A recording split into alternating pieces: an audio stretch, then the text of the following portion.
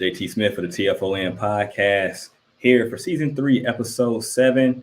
I have a special guest. If you guys have been keeping tabs on the podcast, this is a return guy as the Bearcats are about to play Indiana at Nipper Stadium at 3:30 this Saturday for a return match. If you watched the game last year, know that game was maybe a lot closer than that final score.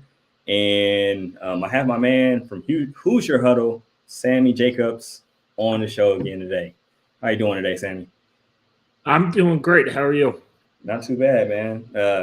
Like within 24 hours, man, we've seen each other twice, right? But this time you're on my show, and yesterday I was on you guys' show. So appreciate you for the quick turnaround and pick your brain about some Hoosier football. Yeah, anytime. It's been a pleasure getting to know you and talking Cincinnati football and stuff like that. So happy to be on. It's the fourth podcast I've been on in the last 48 hours. So we're getting through it. Yeah, you're the pod king, man. I need to step it up. You step it up and be like you, man. Be requested on your level. Three of them were my own. Hey, you got to start somewhere. Yeah, for sure. So, man, last year it was a heated game. First half, Indiana dominated, missed opportunities. Bearcats caught on fire and were able to pull it off. And obviously the Bearcats made it to the college football playoff without beating Indiana. The Notre Dame game doesn't hold as much weight. Their AAC conference play doesn't hold as much weight. It's a lot of guys from both teams, even with the turnover, that have experienced that game. What do you expect, like on Saturday, especially from the Indiana side of things? Well, last year's game kind of was the pin to the balloon to IU's season. It didn't start off well at Iowa, obviously, but they got back on track against Idaho, and then I forgot what you were ranked, but is it like a top 10? Guys might have been number 8 or something. Coming into that game. So it's like a top 10 matchup. It was a sold-out stadium. It was hot as heck, apparently. Yeah, it was. It was so hot. Up, dude. But it was one of those rare, awesome atmospheres at Memorial Stadium where if you're an IU fan or somebody covering IU, you're like, man, if they win this game, it's a culture change. It's like, okay, this is what college football is about and big football is about. Unfortunately, IU lost. It was a close game, and IU had chances early to. It's hard to say that you could put a game away in the first half like that, but IU had a chance to get Cincinnati in a huge hole, more than a 14-0 hole. It could have been 28 or anywhere between 17 and 28, really. And it didn't happen. And credit to Cincinnati, they got the turnovers, the fumble recovery, an interception, and it just IU never recovered from that. And 2 fumbles down there as well. Yeah. So it was a crazy game, and then if it wasn't for a long pick down to the goal line, that's a 7-point game. There for this year, I don't know if there's like a revenge feel going on. I don't know if IU's good enough to say, "Hey, we're on a revenge tour," like Michigan was last year. Yeah. But it's definitely in the back of their mind, like, "Hey, we hung with them last year. We were right there, and we were one or two big plays away from taking that thing." And I think they feel better about this team this year than last year. IU's won three games where they've trailed in the second half. Now, you don't want to trail in the second half, but it is a skill to come back and feel comfortable in those situations and feel confident to have the ability to come back and win. I think they're going to go there with the chip on their shoulder.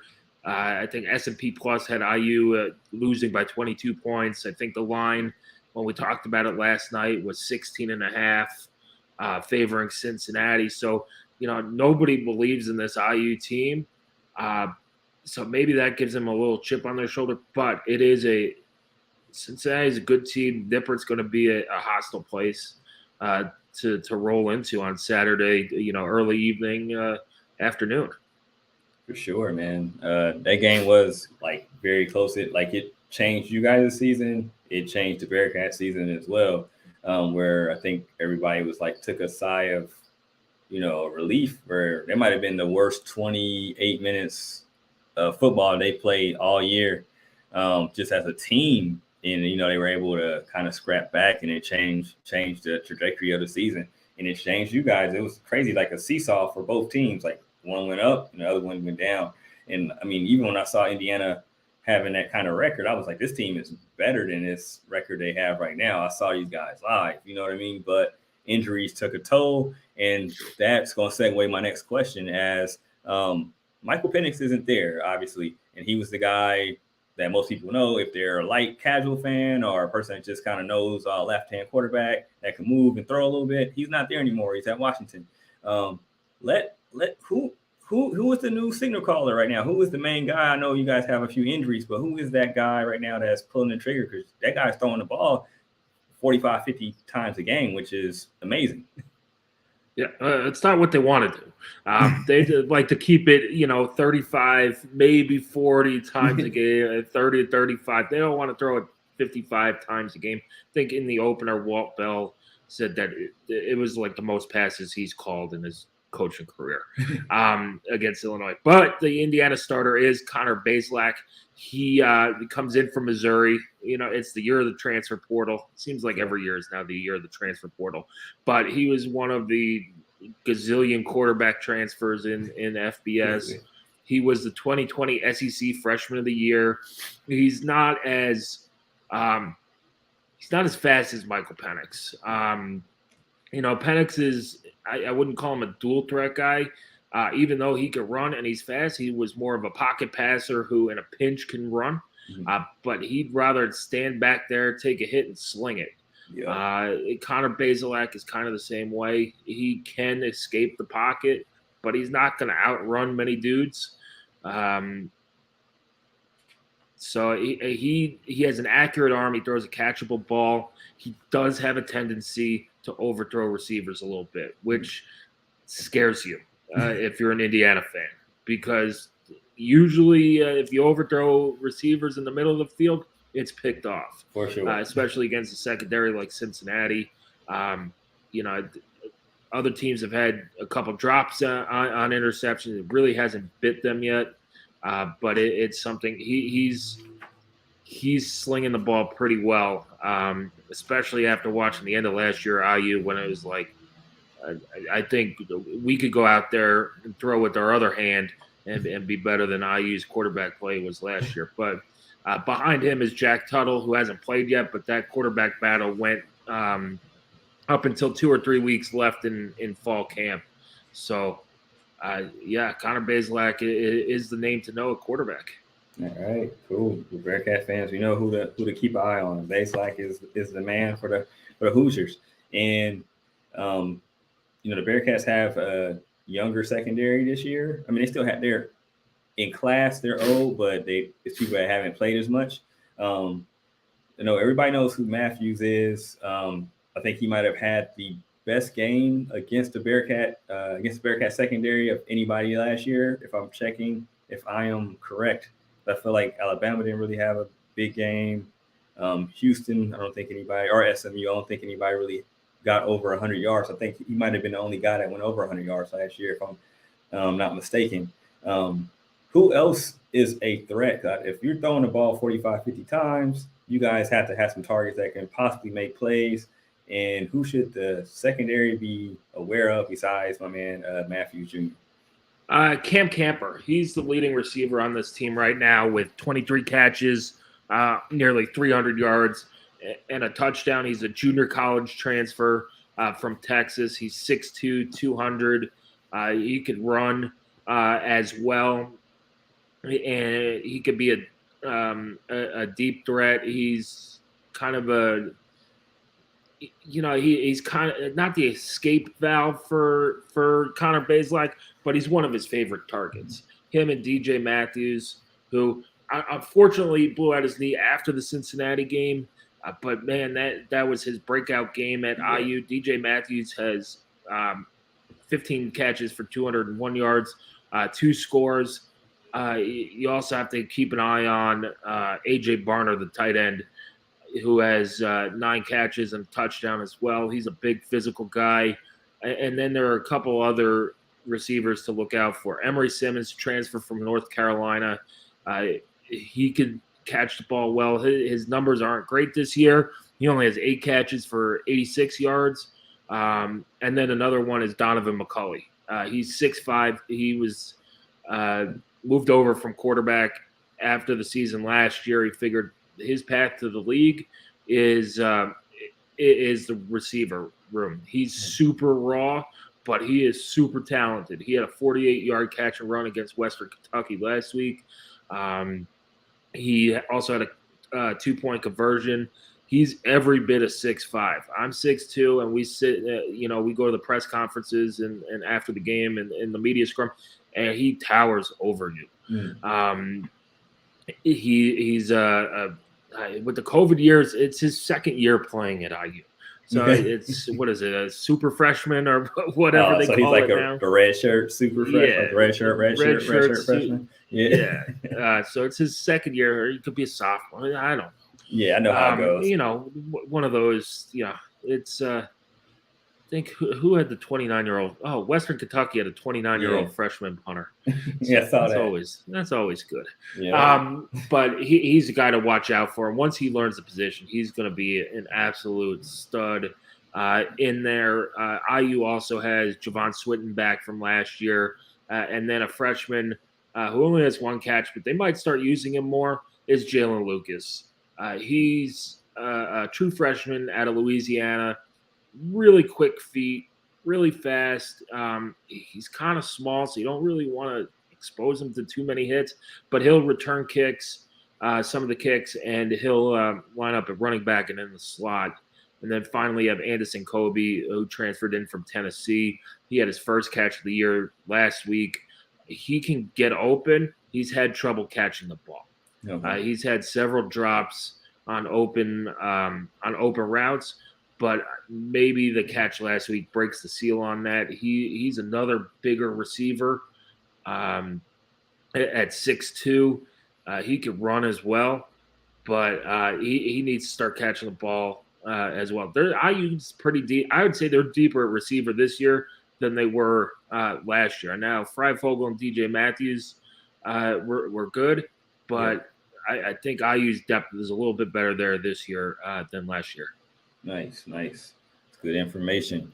So, flipping to the other side of the ball, who, not having, you guys don't have McFadden this year, correct? He's in the NFL. So, for the Giants. For the Giants, yeah. So was the heart and soul of that team. If you saw that team, you knew it fed from him. Like, he was the heart to me, like just from outside looking in. Who is that guy this year? If you guys have that guy, or is it like heart by committee per se on the defensive side? It's almost like McFadden transferred his aura to Cam Jones at linebacker this year. Cam Jones played alongside Micah McFadden last year and started, but his leadership skills really have developed this offseason. He's a senior. He came back.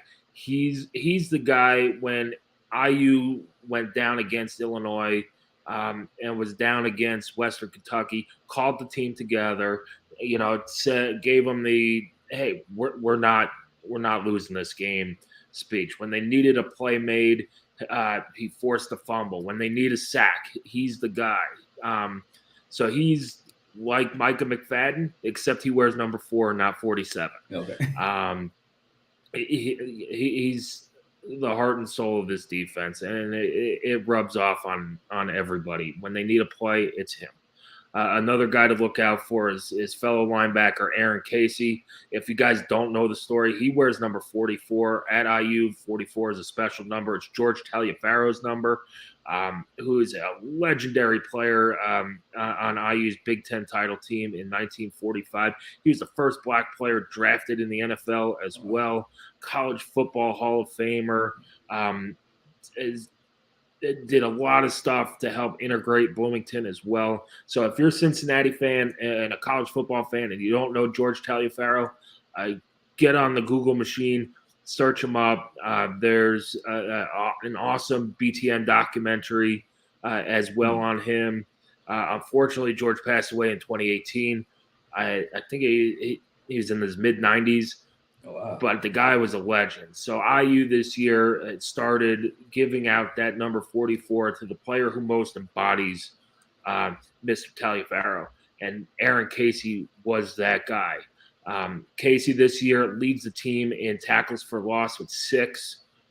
He's, just like Cam Jones, he's fast. He could get to the ball. He's good at diagnosing the plays. And he's a very good tackler. Outside of that, you have to look out for freshman Deshaun McCullough. You guys will get used to the name McCullough because you have Dea coming in after this year as well. But this is Dea's older brother. He is a monster in the making. As a freshman, he has 3.5 tackles for loss. I believe he also has 3 sacks, which I think leads the team. He's 6'5", 230. He plays with heavy hands. He's an extremely intelligent football player. His dad was a coach, Dylan McCullough, coach with IU for a while. He's up at Notre Dame now, was with the Chiefs on their Super Bowl run as well. He has a nose for the ball. He'll play all over the field. And when IU needs a tackle for loss in a passing situation, he's the guy who's going to be in there. All right. It's good nuggets, man. So, like this year, UC is more, honestly, from the first 3 games, they're more of a pass-happy team. They still will try to smash the ball and run. I mean, the balance, I feel like, I don't have the stats in front of me, but I feel like we're more like 55-45 right now on the run pass thing. And that's kind of different for Bearcats offense.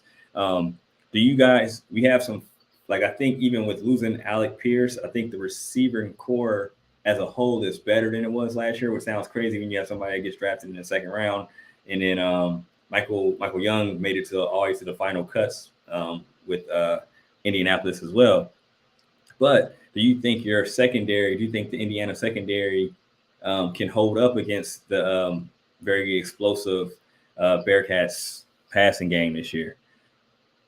Yeah, the Indiana secondary came into the season probably being the strength of this defense. You bring back Tywan Mullen, who was a first-team All-American in 2020, I believe the first ever cornerback at IU to be named a first-team All-American. Nice. Jalen Williams is on the other side of that. He's the active leader in interceptions for IU with 6.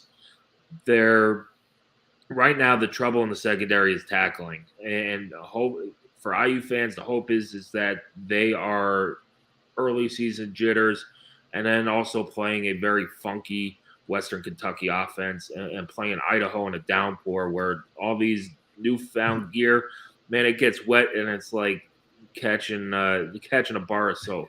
So you just hope it was an opener, rain, and Western Kentucky on the tackling issues. But that's where they have struggled. At the safety positions, you have Bryant Fitzgerald, who's a 4-year, 5-year starter. Monster Matthews is the strong safety there as well.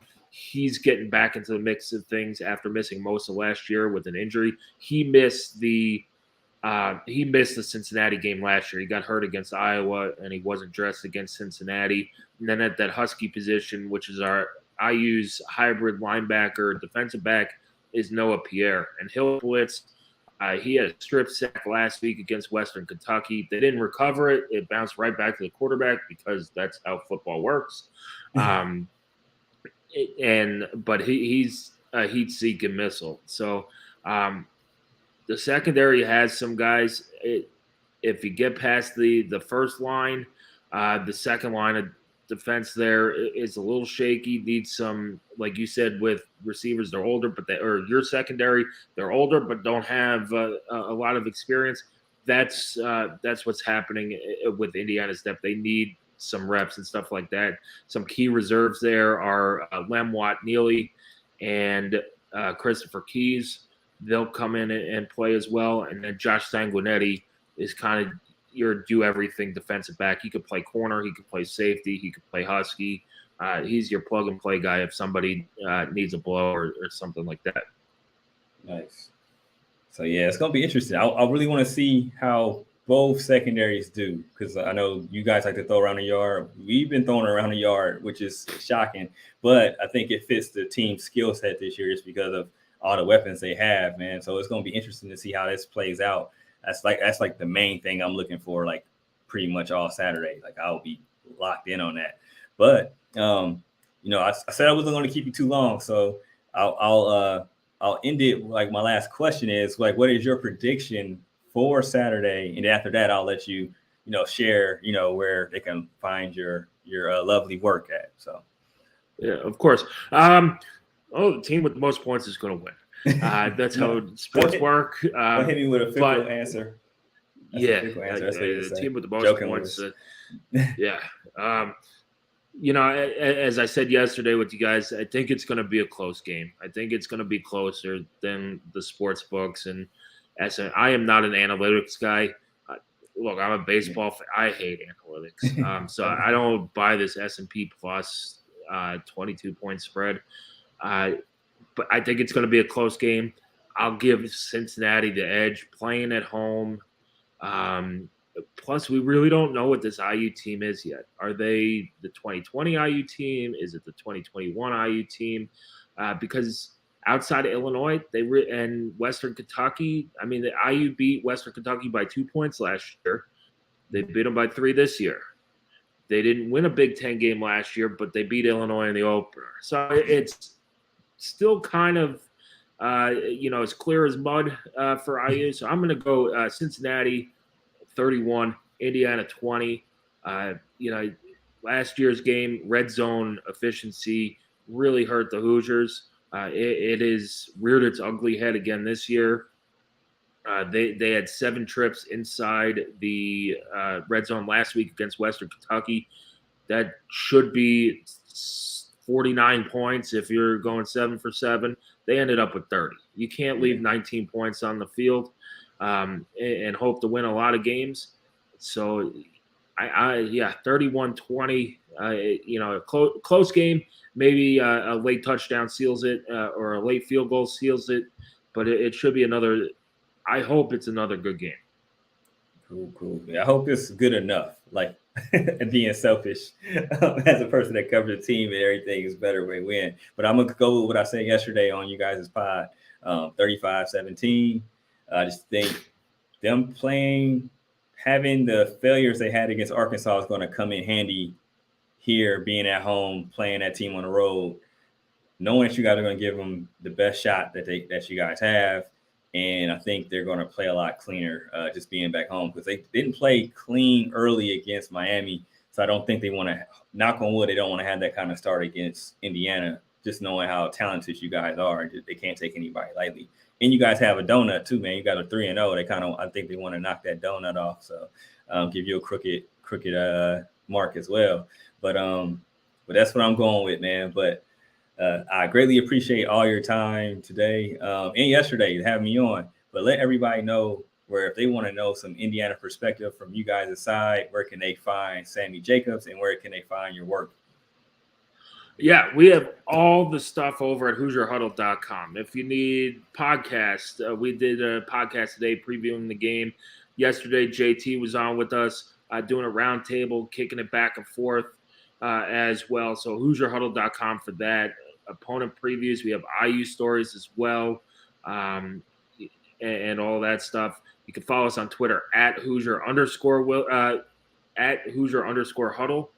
And just keep coming back. We'll have, matchups to watch, keys to the game, all that stuff leading up to the game, and a primer for the game. So if you're interested in reading up on your opponent, I suggest heading over to HoosierHuddle.com. Yeah, guys, Bearcat Nation, make sure you guys check him out because he does a heck of a job. Good dude. Got to know him over the last couple seasons, man. Solid guy. And you're going to be in the building on Saturday, correct? Yeah, I will be in the press box. I do the stats for the IU radio broadcast, so I'm looking forward to my first trip to Nippert Stadium. As a college football fan, I'm super excited about it, and as a college football fan, I want this to be a good game because college football in Indiana needs not just IU and Notre Dame and Purdue. It just needs to build the culture. I'm tired of being a college basketball state. I just love the whole sport of college football, and I think having a good game against a regional team, old school regional rivalry, as well would be a step up for the sport in the state of Indiana. Understandable. I hope this rivalry or this matchup kind of stays together a little bit because I feel like lately, especially with the Bearcats going to the Big 12, directional schools. Give me 3 directional schools, and whoever the worst team in the ACC, Vanderbilt. No, Kansas is good now. Just That's give me crazy. a directional. Kansas is legit. Like I saw Lance that Leopold, man. I'm like, what the heck? He must got the bag flowing down there. And until he goes to Nebraska, I'm not playing Kansas. But if I was him, I would. The pressure at Kansas and Nebraska is like 2 different things, man. Like going to Nebraska is like it's almost like the prom date that was like the bomb when you were in high school and you see her 20 years later, right? And she still thinks she's what she was or whatnot, or the guy essentially thought who he was, and it's totally different. They're stuck like a time warp. Because Nebraska has been, it's almost like a death sentence as a coach. They're almost like IU basketball. Peaked in the 80s and 90s, had a couple good seasons in 2000s, and have largely fallen off the map. But I'm excited for my trip down to Cincinnati. We talked about it yesterday and stuff like that. Yep. So I appreciate you guys having us on, and good. After Saturday, good luck the rest of the way. All right, cool. Same. I say the same to Indiana. So I was like, after Saturday, I want y'all to win as many games as possible. I want y'all to go to a nice bowl. It's not at our expense. You guys could go to 10-2, and we'll go the other direction. Cool, man. Well, I greatly appreciate you. I'm signing off. This is the end of episode 7 of the TFON podcast. Make sure you guys check out Hoosier Huddle, man, for sure. Like, go check that out. Check out the pod I did with them yesterday. Check out all the information because if you want to get some inside info, hit them up, and they're going to provide it for you guys. So, but I'm JT Smith, and Sammy, thank you so much for being on the pod today, man. I'm signing out, fellas. Yep, appreciate it. No problem.